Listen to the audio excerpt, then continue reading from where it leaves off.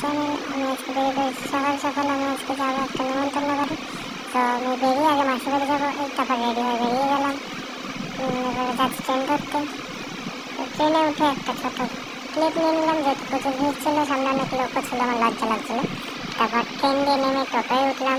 টোটো করে যাচ্ছি, তখন মাসি কিছু একটা বলছিল, আমি তার উত্তর দিচ্ছিলাম, অতটা খেয়াল নেই।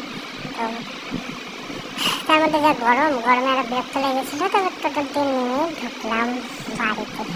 যাচ্ছি, অনেক লোক ছিল বাড়িতে। গিয়েই আমি একটুখানি জুতো খুলতে বসে পড়লাম সিঁড়িতে। তারপর ঘরে যাবো কি, তার চারিদিকে লোক আর লোক। তাহলে দেখতেই পাচ্ছ কত ভিড়। আমি বাচ্চাটার কাছে গিয়ে পৌঁছতেই পারছিলাম না। লাস্টে কি করবো না পেয়ে বাচ্চাটাকে একবার গেলাম, দেখলাম মাসি কোলে নিয়ে বসে আছে। তারপর চলে গেলাম খেতে। প্রথমে দিল ভাত, না তারপর একটা কিছু তরকারি দিয়েছিল, এটা শুক্তো, ডাল, বেগুন ভাজা, মাংস, চাটনি, পাঁপড়, মিষ্টি, তারপরে আইসক্রিম আর হাঁসমালা। তারপরে আমি টুকটুক করে খেতে বাড়ি চলে গেলাম। বাই।